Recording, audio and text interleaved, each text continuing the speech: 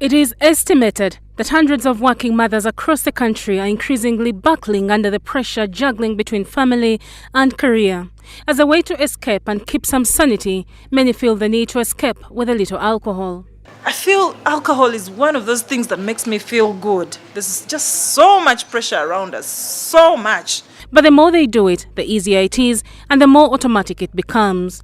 Experts have now revealed that every year, 30% of patients who seek help for alcohol and substance abuse disorder at Butabika Hospital are women, while out of these, 12% are alcoholics. For women, the substance use rate, alcohol takes the bigger percentage than other drugs of abuse. But how did the country get here?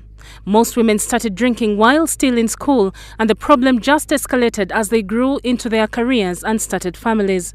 One of the parents reveals that her problem started while still at campus after testing some freedom from her parents. So when I went to campus, man, I was welcomed to a world of freedom. And before long, my friends started taking me out to drink ups, to all sorts of hangout spots. More women are going to school and more women are getting into these bad peer groups.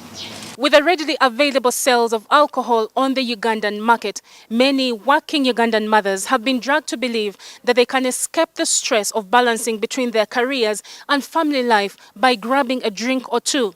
But how much is little? Where do you draw the line between a casual drink and alcoholism? I blacked out, slept in the chairs, people partied. I don't know how I got home and who got me home. I just found myself in the house. At that point, I said, you know what? Alcohol is marrying me and this cannot work. The alcohol is taking up all their money that they no longer have money to spend on their children or other household necessities. The availability of alcohol and the pressure to deliver in the workplace and at home, coupled with loneliness and isolation of parenting, have been blamed for creating the perfect excuse to drink. The stress of work comes in because it prevents them from sharing time with their significant others. When you're falling in love, everything is nice. You go out, sometimes you don't even eat at home.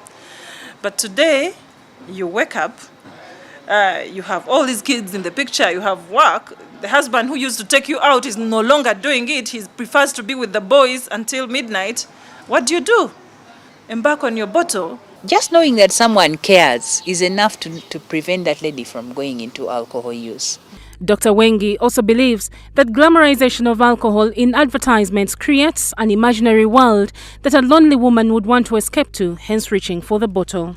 And they show a woman who is singing and looks happy, and yet all that is false happiness.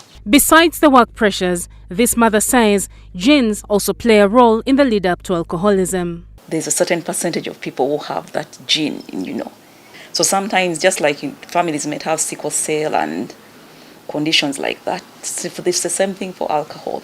Because of the demands of the workplace, careers and expensiveness of rehab facilities, most women are unable to seek help. They are too expensive, or I think they are so detached from reality. We do not feel their presence in our lives.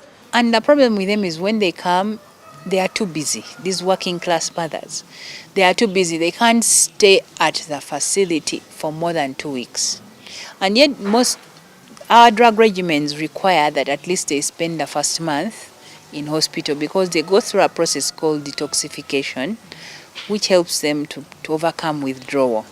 One of the alcoholic mothers believes if alcoholism is regarded as a serious problem in the workplace, most women will be willing to seek help. Support policies need to be put in place, specifically targeting the use and abuse of alcohol, because it's just like floating in the corridors and like, oh, we have a policy on alcohol. Some are even threats. But what happens for somebody who is actually abusing? How are they supported? Have you gone down to understand why? Linda Ndumngami, NBS, Live at 9.